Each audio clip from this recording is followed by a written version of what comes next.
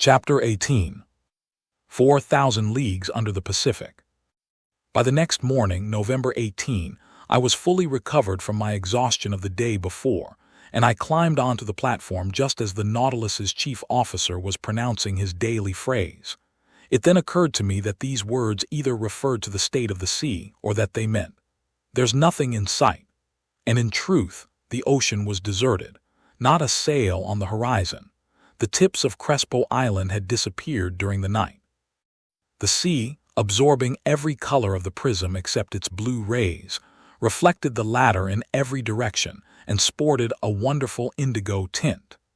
The undulating waves regularly took on the appearance of watered silk with wide stripes.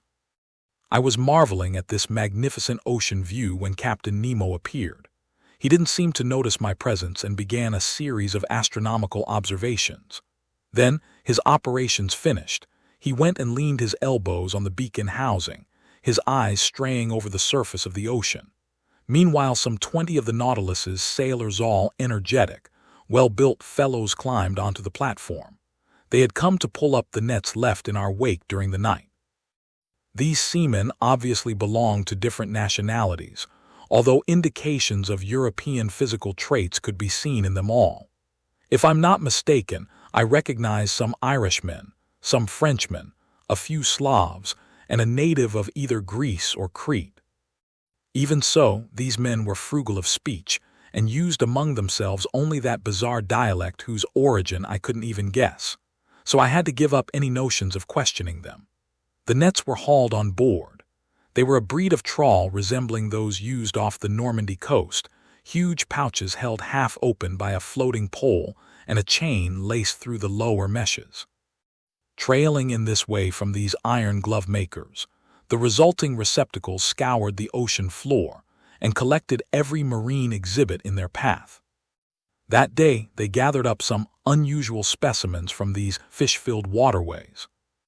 Anglerfish whose comical movements qualify them for the epithet clowns, black commerson anglers equipped with their antennas, undulating triggerfish encircled by little red bands, bloated puffers whose venom is extremely insidious, some olive-hued lampreys, snipefish covered with silver scales, cutlass fish whose electrocuting power equals that of the electric eel and the electric ray, scaly featherbacks with brown crosswise bands, greenish codfish, several varieties of goby, etc. Finally, some fish of larger proportions, a 1-meter jack with a prominent head, several fine bonito from the genus Scammer decked out in the colors blue and silver, and 3 magnificent tuna whose high speeds couldn't save them from our trawl. I estimate that this cast of the net brought in more than 1,000 pounds of fish. It was a fine catch but not surprising. In essence, these nets stayed in our wake for several hours, incarcerating an entire aquatic world in prisons made of thread. So we were never lacking in provisions of the highest quality, which the Nautilus's speed and the allure of its electric light could continually replenish. These various exhibits from the sea were immediately lowered down the hatch in the direction of the storage lockers, some to be eaten fresh, others to be preserved. After its fishing was finished and its air supply renewed, I thought the Nautilus would resume its underwater excursion, and I was getting ready to return to my stateroom, when Captain Nemo turned to me and said without further preamble, "Look at this ocean, Professor. Doesn't it have the actual gift of life? Doesn't it experience both anger and affection? Last evening it went asleep just as we did, and there it is, waking up after a peaceful night. No hellos or good mornings for this gent." You would have thought this eccentric individual was simply continuing a conversation we'd already started. "See," he went on, "it's waking up under the sun's caresses. It's going to relive its daily existence. What a fascinating field of study lies in watching the play of its organism. It owns a pulse and arteries, it has spasms, and I side with the scholarly Commander Maury, who discovered that it has a circulation as real as the circulation of blood in animals." I'm sure that Captain Nemo expected no replies from me, and it seemed pointless to pitch in with "ah yes, exactly," or "how right you are." Rather, he was simply talking to himself, with long pauses between sentences. He was meditating out loud. "Yes," he said, The ocean owns a genuine circulation, and to start it going, the creator of all things has only to increase its heat, salt, and microscopic animal life. In essence, heat creates the different densities that lead to currents and countercurrents. Evaporation, which is nil in the high Arctic regions and very active in equatorial zones, brings about a constant interchange of tropical and polar waters. What's more, I've detected those falling and rising currents that make up the ocean's true breathing. I've seen a molecule of salt water heat up at the surface, sink into the depths, reach maximum density at -2 degrees centigrade, then cool off, grow lighter, and rise again. At the poles you'll see the consequences of this phenomenon, and through this law of farseeing nature, you'll understand why water can freeze only at the surface. As the captain was finishing his sentence, I said to myself, "The pole. Is this brazen individual claiming he'll take us even to that location?" Meanwhile, the captain fell silent and stared at the element he had studied so thoroughly and unceasingly. Then, going on, "Salts," he said, "fill the sea in considerable quantities, Professor, and if you removed all its dissolved saline content, you create a mass measuring 4,500,000 cubic leagues, which, if it were spread all over the globe, would form a layer more than 10 meters high. And don't think that the presence of these salts is due merely to some whim of nature. No, they make ocean water less open to evaporation and prevent winds from carrying off excessive amounts of steam, which, when condensing, would submerge the temperate zones.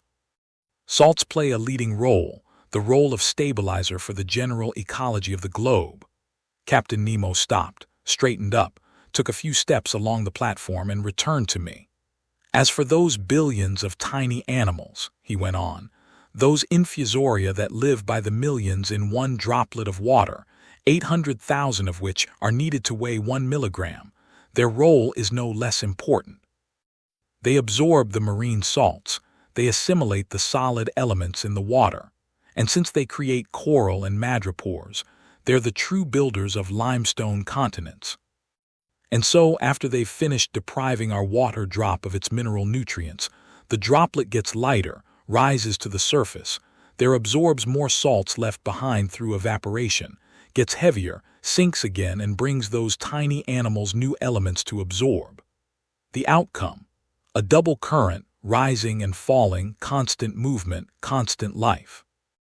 More intense than on land, more abundant, more infinite, such life blooms in every part of this ocean, an element fatal to man, they say, but vital to myriads of animals and to me."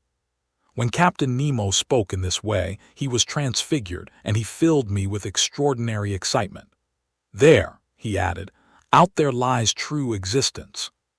And I can imagine the founding of nautical towns, clusters of underwater households that, like the Nautilus, would return to the surface of the sea to breathe each morning, free towns if ever there were, independent cities.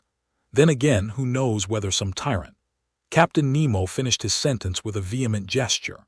Then, addressing me directly as if to drive away an ugly thought, "Professor Aronnax," he asked me, "do you know the depth of the ocean floor?"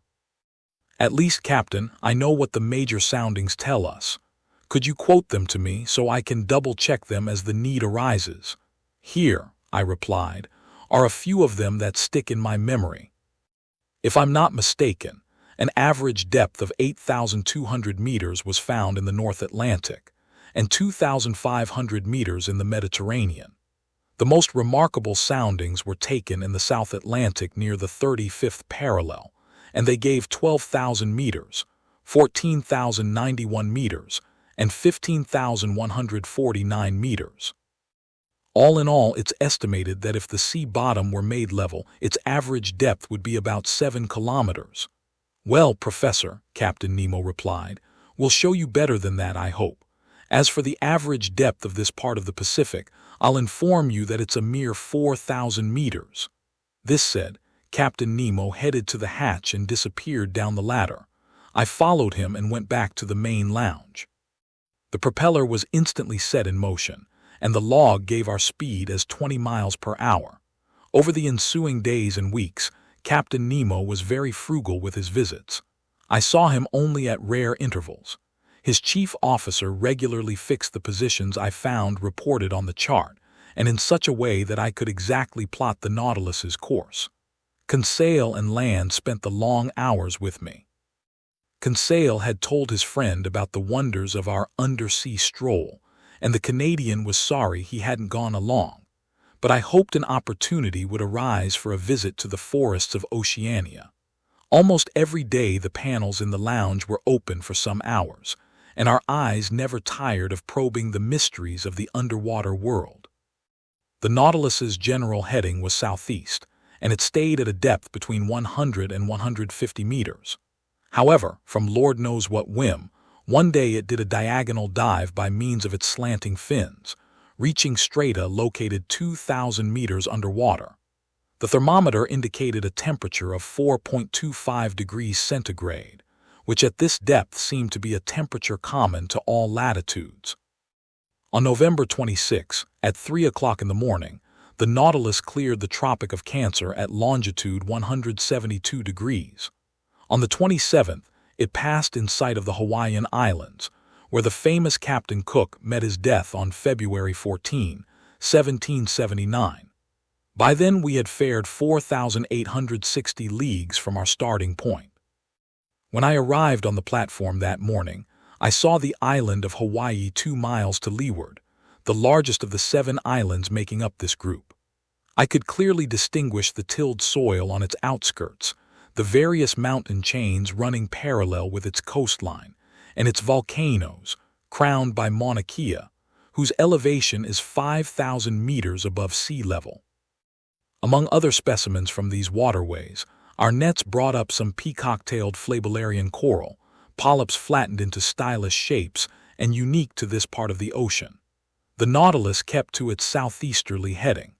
On December 1, it cut the equator at longitude 142 degrees, and on the 4th of the same month, after a quick crossing marked by no incident, we raised the Marquesas Islands. 3 miles off, in latitude 8 degrees 57 south and longitude 139 degrees 32 west, I spotted Martin Point on Nuku Hiva, chief member of this island group that belongs to France. I could make out only its wooded mountains on the horizon, because Captain Nemo hated to hug shore.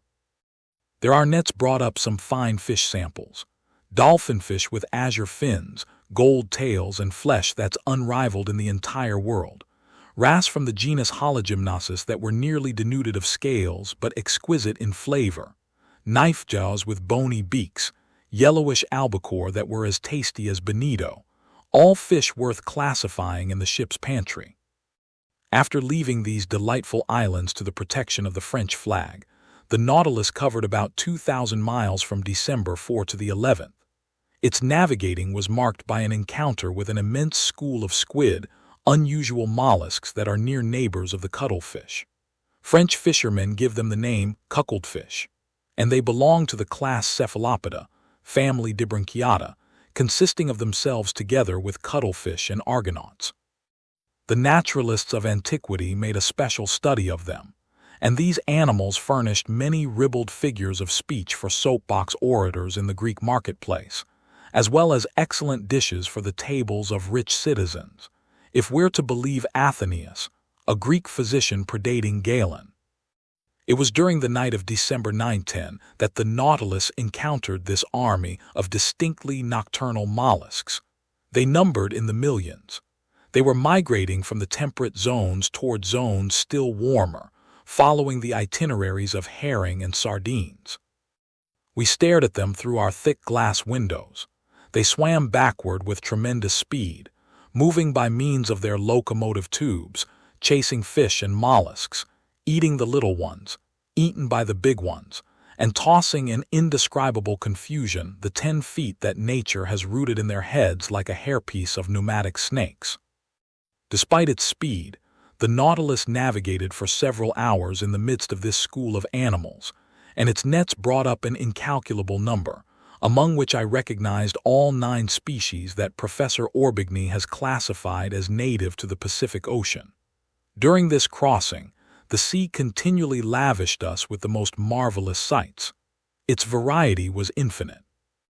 It changed its setting and decor for the mere pleasure of our eyes, and we were called upon not simply to contemplate the works of our Creator in the midst of the liquid element, but also to probe the ocean's most daunting mysteries. During the day of December 11, I was busy reading in the main lounge. Ned Land and Conseil were observing the luminous waters through the gaping panels.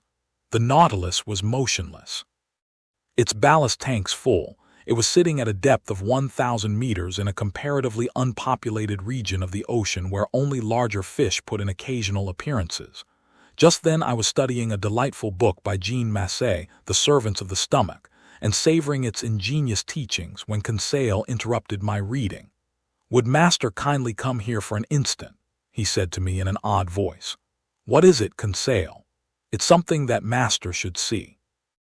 I stood up, leaned on my elbows before the window, and I saw it.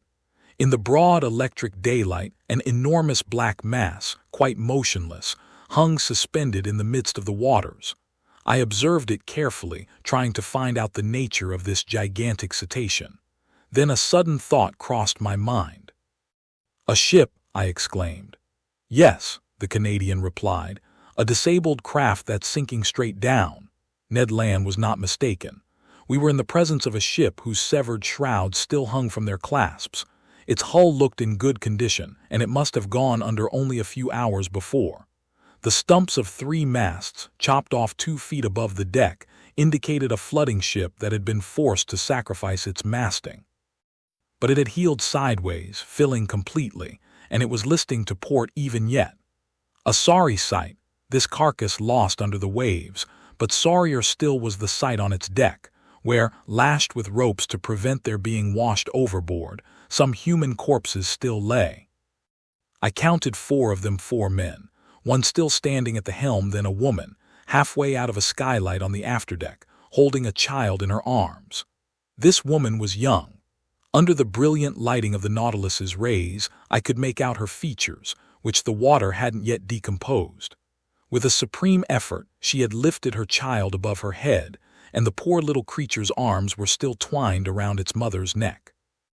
The postures of the 4 seamen seemed ghastly to me, twisted from convulsive movements, as if making a last effort to break loose from the ropes that bound them to their ship. And the helmsman, standing alone, calmer, his face smooth and serious, his grizzled hair plastered to his brow, his hands clutching the wheel, seemed even yet to be guiding his wrecked 3-master through the ocean depths. What a scene! We stood dumbstruck, hearts pounding, before this shipwreck caught in the act, as if it had been photographed in its final moments, so to speak. And already I could see enormous sharks moving in, eyes ablaze, drawn by the lure of human flesh. Meanwhile, turning, the Nautilus made a circle around the sinking ship, and for an instant I could read the board on its stern. The Florida Sunderland, England. Chapter 19. Vanicora. This dreadful sight was the first of a whole series of maritime catastrophes that the Nautilus would encounter on its run. When it plied more heavily traveled seas, we often saw wrecked hulls rotting in mid-water, and farther down, cannons, shells, anchors, chains, and 1,000 other iron objects rusting away. Meanwhile, continuously swept along by the Nautilus, where we lived in near isolation, we raised the Tuamotu Islands on December 11, that old, dangerous group, associated with the French global navigator Commander Bougainville. It stretches from Ducie Island to Lazaref Island over an area of 500 leagues from the east-southeast to the west-northwest, between latitude 13 degrees 30 and 23 degrees 50 south, and between longitude 125 degrees 30 and 151 degrees 30 west. This island group covers a surface area of 370 square leagues, and it's made up of some 60 subgroups, among which we noted the Gambier group, which is a French protectorate. These islands are coral formations. Thanks to the work of polyps, a slow but steady upheaval will someday connect these islands to each other. Later on, this new island will be fused to its neighboring island groups, and a 5th continent will stretch from New Zealand and New Caledonia as far as the Marquesas Islands. The day I expounded this theory to Captain Nemo, He answered me coldly. The Earth doesn't need new continents, but new men. Sailors' luck led the Nautilus straight to Rio Island, one of the most unusual in this group, which was discovered in 1822 by Captain Bell aboard the Minerva. So I was able to study the madreporic process that has created the islands in this ocean.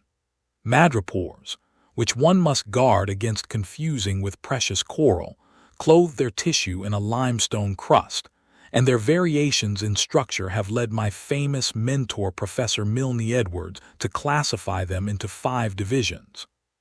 The tiny microscopic animals that secrete this polypary live by the billions in the depths of their cells. Their limestone deposits build up into rocks, reefs, islets, islands. In some places, they form atolls, a circular ring surrounding a lagoon or small inner lake that gaps place in contact with the sea. Elsewhere, they take the shape of barrier reefs, such as those that exist along the coasts of New Caledonia and several of the Tuamotu Islands. In still other localities, such as Reunion Island and the island of Mauritius, they build fringing reefs, high, straight walls next to which the ocean's depth is considerable. While cruising along only a few cable lengths from the underpinning of Rio Island, I marveled at the gigantic piece of work accomplished by these microscopic laborers. These walls were the express achievements of madrepores known by the names fire coral, finger coral, star coral, and stony coral. These polyps grow exclusively in the agitated strata at the surface of the sea, and so it's in the upper reaches that they begin these substructures, which sink little by little together with the secreted rubble binding them. This, at least, is the theory of Mr. Charles Darwin, who thus explains the formation of atolls, a theory superior, in my view, to the one that says these madreporic edifices sit on the summits of mountains or volcanoes, submerged a few feet below sea level. I could observe these strange walls quite closely. Our sounding lines indicated that they dropped perpendicularly for more than 300 meters, and our electric beams made the bright limestone positively sparkle. In reply to a question Conseil asked me about the growth rate of these colossal barriers, I thoroughly amazed him by saying that scientists put it at 1/8 of an inch per biennium. Therefore, he said to me, to build these walls it took 192,000 years, my gallant Conseil, which significantly extends the biblical days of creation.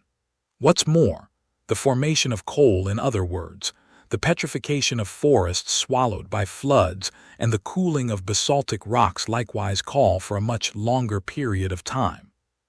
I might add that those days in the Bible must represent whole epochs and not literally the lapse of time between 2 sunrises, because according to the Bible itself, the sun doesn't date from the first day of creation. When the Nautilus returned to the surface of the ocean, I could take in Rio Island over its whole flat, wooded expanse. Obviously, its madreporic rocks had been made fertile by tornadoes and thunderstorms. One day, carried off by a hurricane from neighboring shores, some seed fell onto these limestone beds, mixing with decomposed particles of fish and marine plants to form vegetable humus. Propelled by the waves, a coconut arrived on this new coast. Its germ took root. Its tree grew tall, catching steam off the water. A brook was born. Little by little, vegetation spread. Tiny animals, worms, insects rode ashore on tree trunks snatched from islands to windward. Turtles came to lay their eggs. Birds nested in the young trees. In this way, animal life developed, and drawn by the greenery and fertile soil, man appeared. And that's how these islands were formed, the immense achievement of microscopic animals. Near evening, Rio Island melted into the distance, and the Nautilus noticeably changed course. After touching the Tropic of Capricorn at longitude 135 degrees, it headed west-northwest, going back up the whole intertropical zone. Although the summer sun lavished its rays on us, we never suffered from the heat, because 30 or 40 meters underwater, the temperature didn't go over 10 degrees to 12 degrees centigrade. By December 15, we had left the alluring Society Islands in the west, likewise elegant Tahiti, queen of the Pacific. In the morning, I spotted this island's lofty summits a few miles to leeward. Its waters supplied excellent fish for the tables on board: mackerel, bonito, albacore, and a few varieties of that sea serpent named the moray eel. The Nautilus had cleared 8,100 miles. We logged 9,720 miles when we passed between the Tonga Islands, where crews from the Argo, Port-au-Prince, and Duke of Portland had perished, and the island group of Samoa, scene of the slaying of Captain de Langle, friend of that long-lost navigator, the Count de la Pérouse. Then we raised the Fiji Islands, where savages slaughtered sailors from the Union, as well as Captain Bureau, commander of the Darling Josephine out of Nantes, France. Extending over an expanse of 100 leagues north to south, and over 90 leagues east to west, this island group lies between latitude 2 degrees and 6 degrees south, and between longitude 174 degrees and 179 degrees west. It consists of a number of islands, islets, and reefs, among which we noted the islands of Viti Levu, Vanua Levu, and Kadavo. It was the Dutch navigator Tasman who discovered this group in 1643, the same year the Italian physicist Torricelli invented the barometer and King Louis XIV ascended the French throne. I'll let the reader decide which of these deeds was more beneficial to humanity. Coming later, Captain Cook in 1774, Rear Admiral d'Entrecasteaux in 1793, and finally Captain Dumont d'Urville in 1827, untangled the whole chaotic geography of this island group. The Nautilus drew near Whalia Bay, an unlucky place for England's Captain Dillon, who was the first to shed light on the long-standing mystery surrounding the disappearance of ships under the Count de la Pérouse. This bay, repeatedly dredged, furnished a huge supply of excellent oysters. As the Roman playwright Seneca recommended, we opened them right at our table, then stuffed ourselves. These mollusks belong to the species known by name as Ostrea lamellosa, whose members are quite common off Corsica. This Whalia oyster bank must have been extensive, and for certain, if they hadn't been controlled by numerous natural checks, these clusters of shellfish would have ended up jam-packing the bay, since as many as 2 million eggs have been counted in a single individual. And if Mr. Ned Land did not repent of his gluttony at our oyster fest, it's because oysters are the only dish that never causes indigestion. In fact, it takes no less than 16 dozen of these headless mollusks to supply the 315 grams that satisfy one man's minimum daily requirement for nitrogen. On December 25, the Nautilus navigated amid the island group of the New Hebrides, which the Portuguese seafarer Queiroz discovered in 1606, which Commander Bougainville explored in 1768, and to which Captain Cook gave its current name in 1773. This group is chiefly made up of 9 large islands and forms a 120-league strip from the north-northwest to the south-southeast, lying between latitude 2 degrees and 15 degrees south, and between longitude 164 degrees and 168 degrees. At the moment of our noon sights, we passed fairly close to the island of Oro, which looked to me like a mass of green woods crowned by a peak of great height. That day it was Yuletide, and it struck me that Ned Land badly missed celebrating Christmas, that genuine family holiday where Protestants are such zealots. I hadn't seen Captain Nemo for over a week, when on the morning of the 27th he entered the main lounge, as usual acting as if he'd been gone for just 5 minutes. I was busy tracing the Nautilus's course on the world map. The captain approached, placed a finger over a position on the chart, and pronounced just one word: Vanikoro. This name was magic. It was the name of those islets where vessels under the Count de la Pérouse had miscarried. I straightened suddenly. "The Nautilus is bringing us to Vanikoro?" I asked. "Yes, Professor," the captain replied. "And I'll be able to visit those famous islands where the compass and the astrolabe came to grief?" "If you like, Professor." "When will we reach Vanikoro?" "We already have, Professor." Followed by Captain Nemo, I climbed onto the platform, and from there my eyes eagerly scanned the horizon. In the northeast there emerged 2 volcanic islands of unequal size, surrounded by a coral reef whose circuit measured 40 miles. We were facing the island of Vanikoro proper, to which Captain Dumont d'Urville had given the name Island of the Search. We lay right in front of the little harbor of Vana, located in latitude 16 degrees 4 south and longitude 164 degrees 32 east. Its shores seemed covered with greenery from its beaches to its summits inland, crowned by Mt. Kapogo, which is 476 fathoms high. After clearing the outer belt of rocks via a narrow passageway, the Nautilus lay inside the breakers where the sea had a depth of 30 to 40 fathoms. Under the green shade of some tropical evergreens, I spotted a few savages who looked extremely startled at our approach. In this long, blackish object advancing flush with the water, didn't they see some fearsome cetacean that they were obliged to view with distrust? Just then Captain Nemo asked me what I knew about the shipwreck of the Count de la Pérouse. "What everybody knows, Captain," I answered him. "And could you kindly tell me what everybody knows?" he asked me in a gently ironic tone. Very easily. I related to him what the final deeds of Captain Dumont d'Urville had brought to light, deeds described here in this heavily condensed summary of the whole matter. In 1785, the Count de la Pérouse and his subordinate, Captain de Langle, were sent by King Louis XVI of France on a voyage to circumnavigate the globe. They boarded 2 sloops of war, the Compass and the Astrolabe, which were never seen again. In 1791, justly concerned about the fate of these 2 sloops of war, the French government fitted out 2 large cargo boats, the Search and the Hope, which left Brest on September 28 under orders from Rear Admiral Bruni d'Entrecasteaux. 2 months later, testimony from a certain Commander Bowen, aboard the Albemarle, alleged that rubble from shipwrecked vessels had been seen on the coast of New Georgia. But d'Entrecasteaux was unaware of this news, which seemed a bit dubious anyhow, and headed toward the Admiralty Islands, which had been named in a report by one Captain Hunter as the site of the Count de la Pérouse's shipwreck. They looked in vain.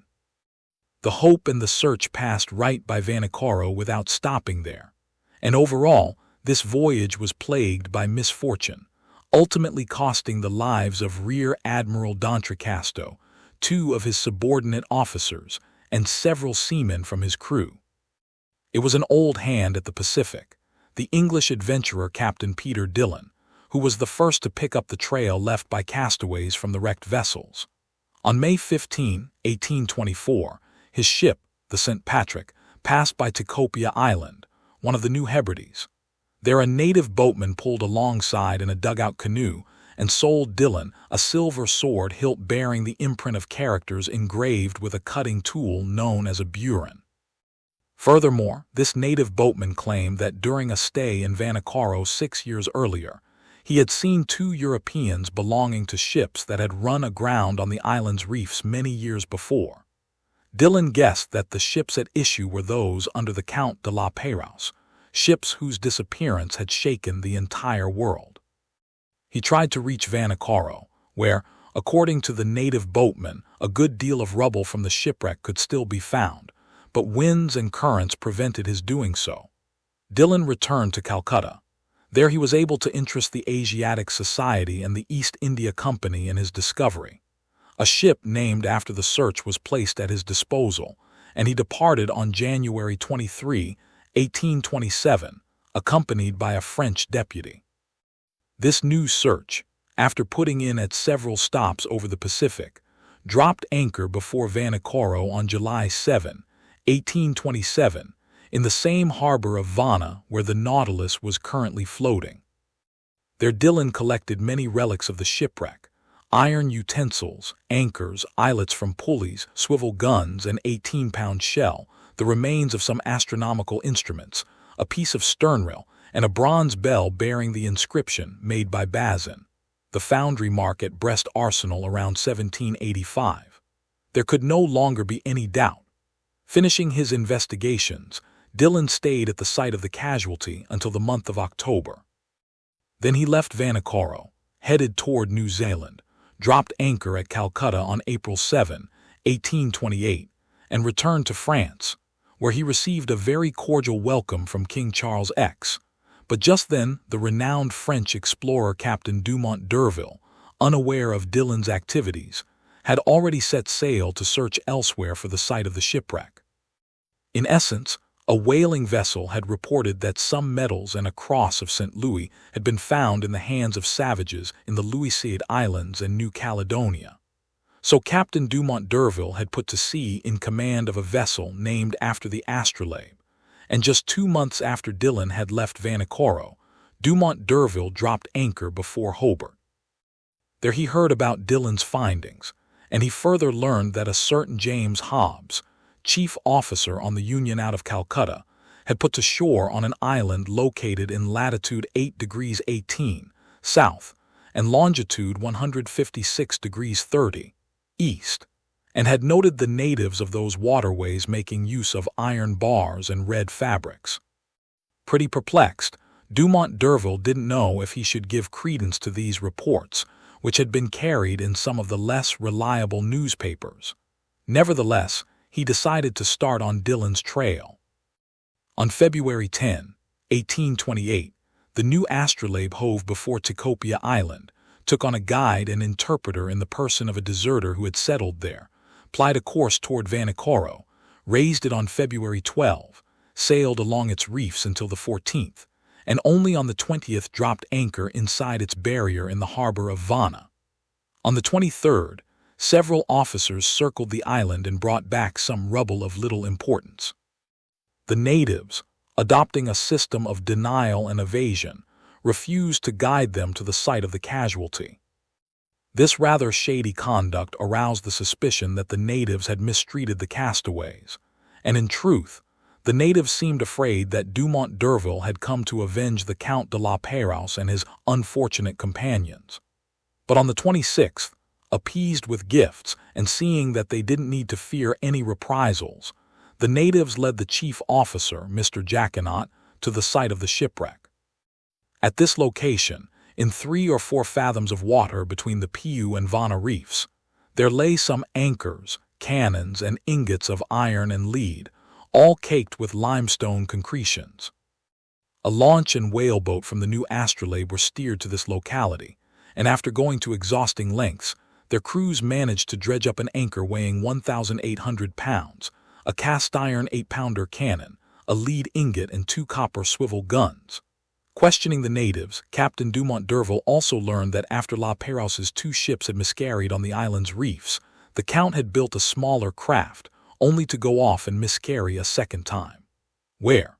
Nobody knew. The commander of the new astrolabe then had a monument erected under a tuft of mangrove, in memory of the famous navigator and his companions. It was a simple quadrangular pyramid, set on a coral base, with no ironwork to tempt the natives' avarice. Then Dumont d'Urville tried to depart, but his crews were run down from the fevers raging on these unsanitary shores, and quite ill himself, he was unable to weigh anchor until March 17. Meanwhile, fearing that Dumont d'Urville wasn't abreast of Dillon's activities, the French government sent a sloop of war to Vanikoro, the Bayonnaise under Commander Legourant de Tromelin, who had been stationed on the American west coast. Dropping anchor before Vanikoro a few months after the new astrolabe's departure, the Bayonnaise didn't find any additional evidence but verified that the savages hadn't disturbed the memorial honoring the Count de la Pérouse. This is the substance of the account I gave Captain Nemo. So, he said to me, the castaways built a 3rd ship on Vanikoro Island, and to this day, nobody knows where it went and perished. Nobody knows. Captain Nemo didn't reply but signaled me to follow him to the main lounge. The Nautilus sank a few meters beneath the waves, and the panels opened. I rushed to the window and saw crusts of coral, fungus coral, Siphonula coral, Alcyon coral, sea anemone from the genus Caryophylla, plus myriads of charming fish including greenfish, damselfish, sweepers, snappers, and squirrelfish. Underneath this coral covering I detected some rubble the old dredges hadn't been able to tear free: iron stirrups, anchors, cannons, shells, tackle from a capstan, a stempost, all objects hailing from the wrecked ships and now carpeted in moving flowers.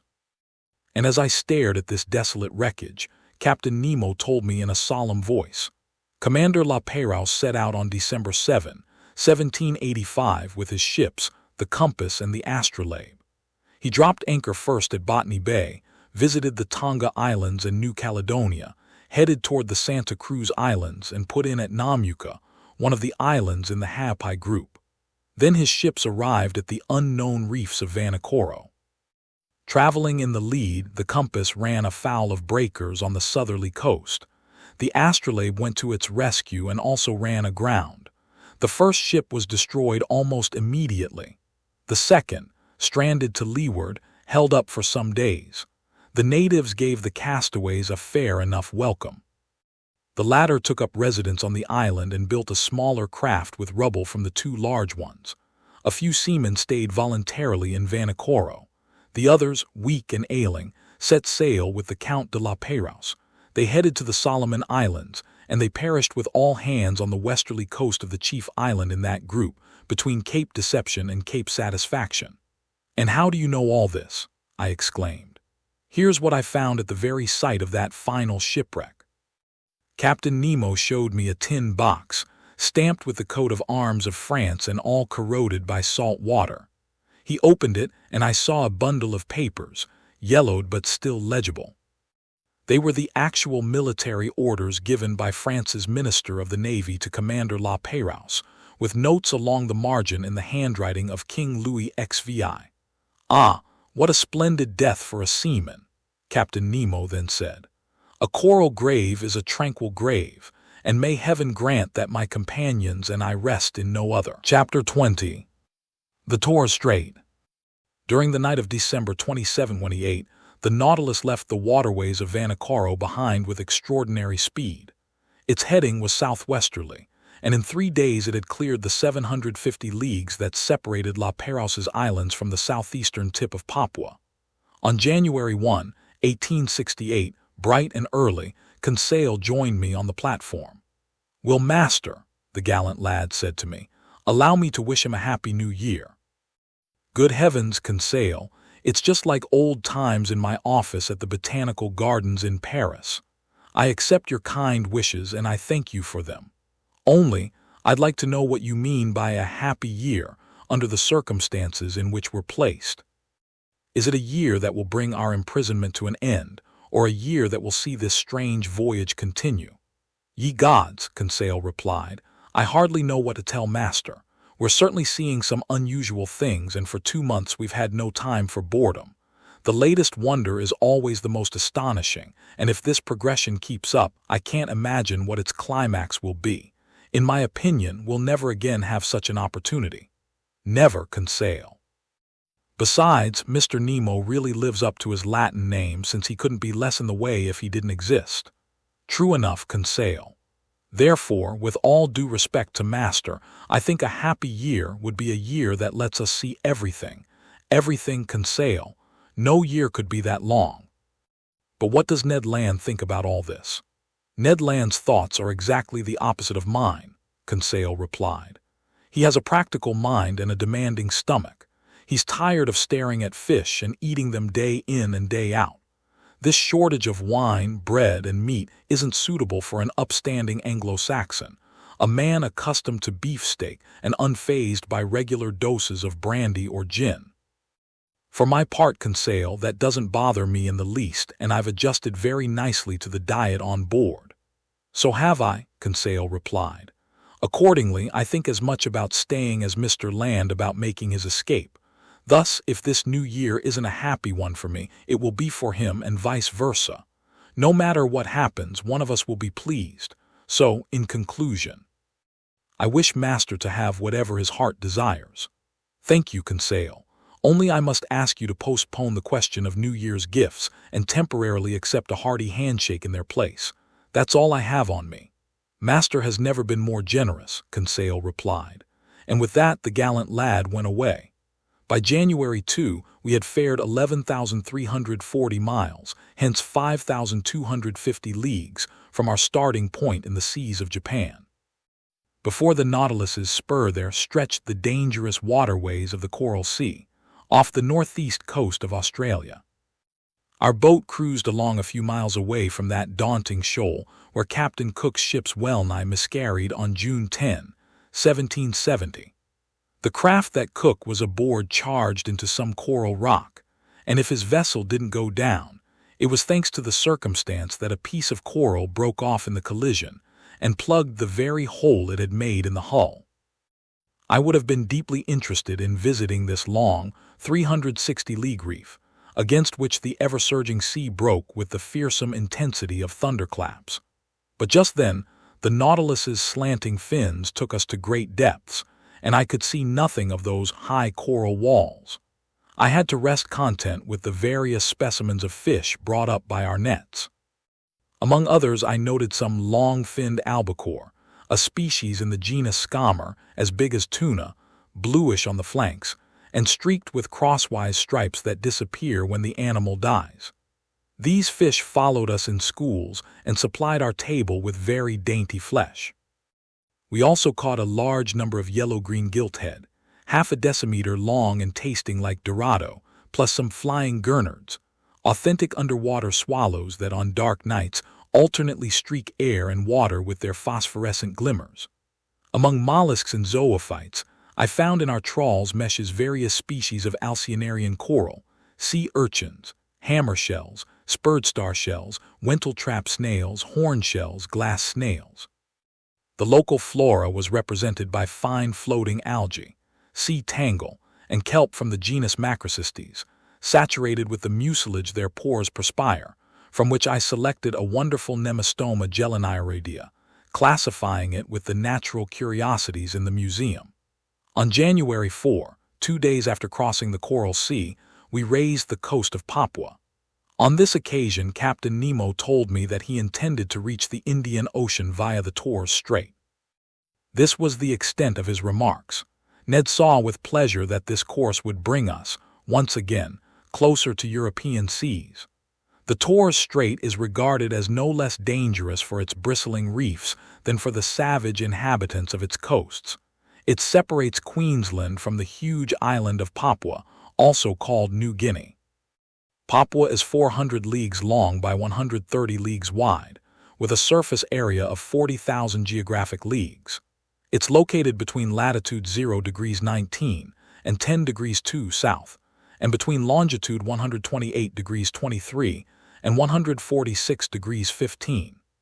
At noon, while the chief officer was taking the sun's altitude, I spotted the summits of the Arfak Mountains, rising in terraces and ending in sharp peaks. Discovered in 1511 by the Portuguese Francisco Serrano, these shores were successively visited by Don Jorge de Menezes in 1526, by Juan de Grijalva in 1527, by the Spanish General Alvaro de Saavedra in 1528, by Inigo Ortiz in 1545, by the Dutchman Schouten in 1616, by Nicholas S. Ruick in 1753, by Tasman, Dampier, Fumel, Carteret, Edwards, Bougainville, Cook, McClure, and Thomas Forrest, by Rear Admiral d'Entrecasteaux in 1792, by Louis Isidore Duperrey in 1823, and by Captain Dumont d'Urville in 1827. It's the heartland of the blacks who occupy all Malaysia, Mr. de Renzi has said, and I hadn't the foggiest inkling that sailor's luck was about to bring me face to face with these daunting Andaman aborigines. So the Nautilus hove before the entrance to the world's most dangerous strait, a passageway that even the boldest navigators hesitated to clear. The strait that Louis V's de Torres faced on returning from the South Seas in Melanesia, the strait in which sloops of war under Captain Dumont d'Urville ran aground in 1840 and nearly miscarried with all hands. And even the Nautilus, rising superior to every danger in the sea, was about to become intimate with its coral reefs. The Torres Strait is about 34 leagues wide, but it's obstructed by an incalculable number of islands, islets, breakers, and rocks that make it nearly impossible to navigate. Consequently, Captain Nemo took every desired precaution in crossing it. Floating flush with the water, the Nautilus moved ahead at a moderate pace. Like a cetacean's tail, its propeller churned the waves slowly. Taking advantage of this situation, My two companions and I found seats on the ever-deserted platform. In front of us stood the pilot house, and unless I'm extremely mistaken, Captain Nemo must have been inside, steering his Nautilus himself. Under my eyes, I had the excellent charts of the Torres Strait that had been surveyed and drawn up by the hydrographic engineer Vincent and Dumoulin, and Sub-Lieutenant, now Admiral, Coupvent Despois, who were part of Dumont d'Urville's general staff during his final voyage to circumnavigate the globe. These, along with the efforts of Captain King, are the best charts for untangling the snarl of this narrow passageway, and I consulted them with scrupulous care. Around the Nautilus the sea was boiling furiously. A stream of waves, bearing from southeast to northwest at a speed of 2.5 miles per hour, broke over heads of coral emerging here and there. "That's one rough sea," Ned Land told me. "Abominable indeed," I replied, "and hardly suitable for a craft like the Nautilus."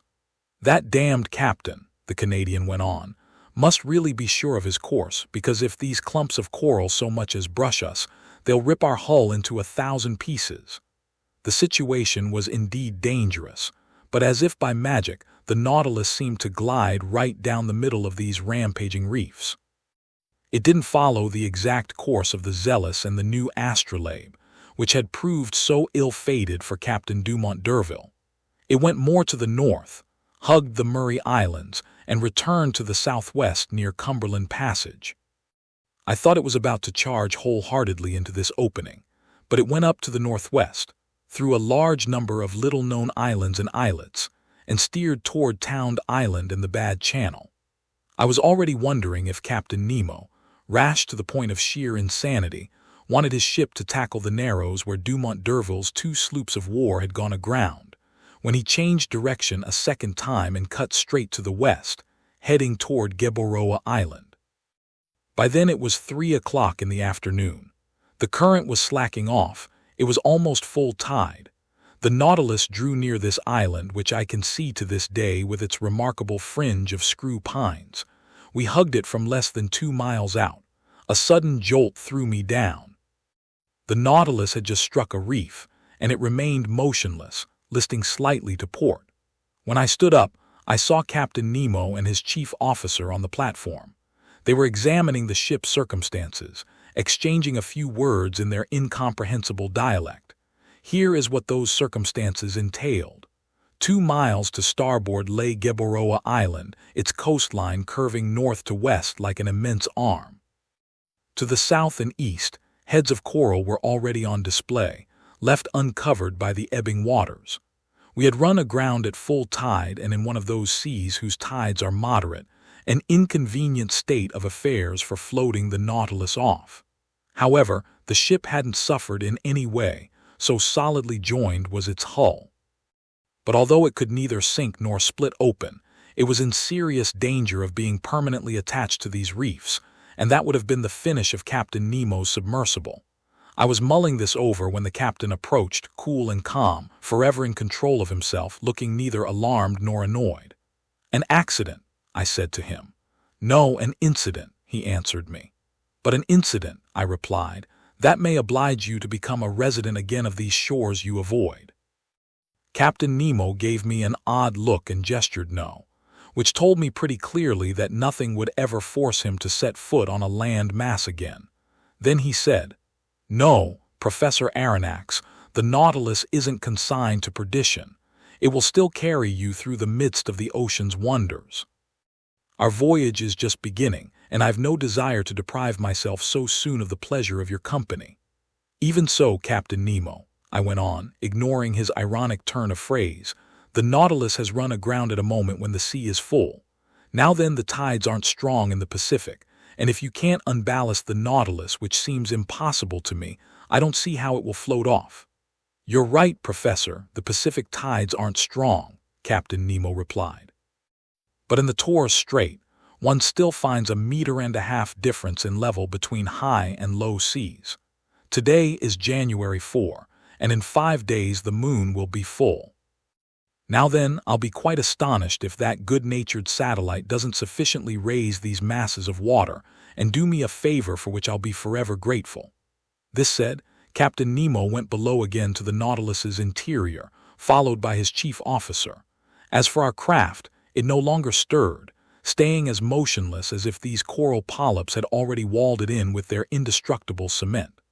"Well, sir," Ned Land said to me, coming up after the captain's departure. "Well, Ned, my friend, we'll serenely wait for the tide on the 9th because it seems the moon will have the good nature to float us away. As simple as that, as simple as that. So our captain isn't going to drop his anchors, put his engines on the chains, and do anything to haul us off. Since the tide will be sufficient," Conseil replied simply.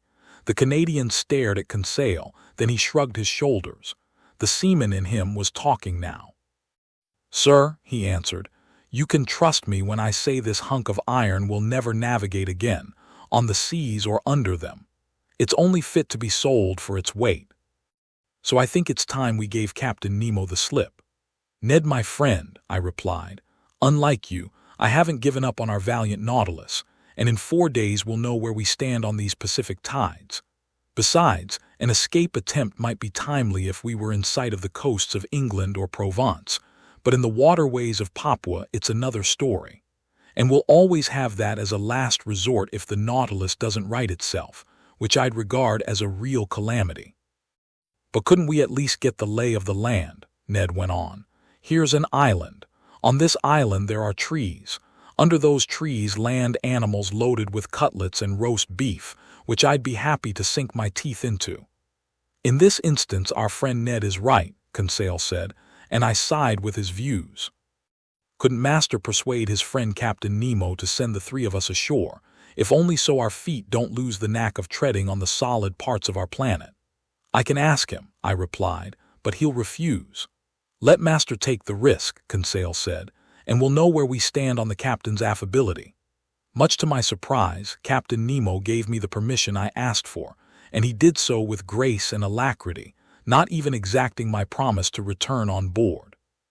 But fleeing across the New Guinea territories would be extremely dangerous, and I wouldn't have advised Ned Land to try it. Better to be prisoners aboard the Nautilus than to fall into the hands of Papuan natives. The skiff was put at our disposal for the next morning. I hardly needed to ask whether Captain Nemo would be coming along. I likewise assumed that no crewmen would be assigned to us, that Ned Land would be in sole charge of piloting the longboat. Besides, the shore lay no more than 2 miles off, and it would be child's play for the Canadian to guide that nimble skiff through those rows of reefs so ill-fated for big ships. The next day, January 5, after its deck paneling was opened, the skiff was wrenched from its socket and launched to sea from the top of the platform. 2 men were sufficient for this operation.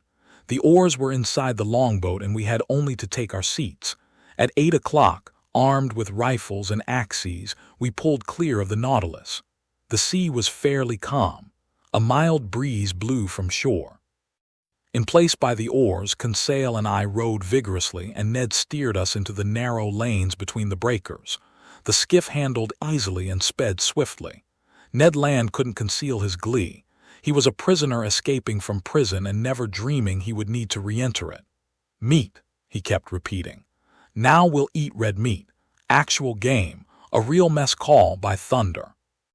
I'm not saying fish aren't good for you, but we mustn't overdo 'em, and a slice of fresh venison grilled over live coals will be a nice change from our standard fare." "You glutton," Conseil replied. "You're making my mouth water." "It remains to be seen," I said, "whether these forests do contain game, and if the types of game aren't of such size that they can hunt the hunter." "Fine, Professor Aronnax," replied the Canadian, whose teeth seemed to be as honed as the edge of an axe. "But if there's no other quadruped on this island, I'll eat tiger sirloin." "Our friend Ned grows disturbing," Conseil replied. "Whatever it is," Ned Land went on, "any animal having 4 feet without feathers or 2 feet with feathers will be greeted by my very own one-gun salute." "Oh, good," I replied. "The reckless Mr. Land is at it again." "Don't worry, Professor Aronnax, just keep rowing," the Canadian replied. "I only need 25 minutes to serve you one of my own special creations." By 8:30, the Nautilus's skiff had just run gently aground on a sandy strand. after successfully clearing the ring of coral that surrounds Gueboroa Island.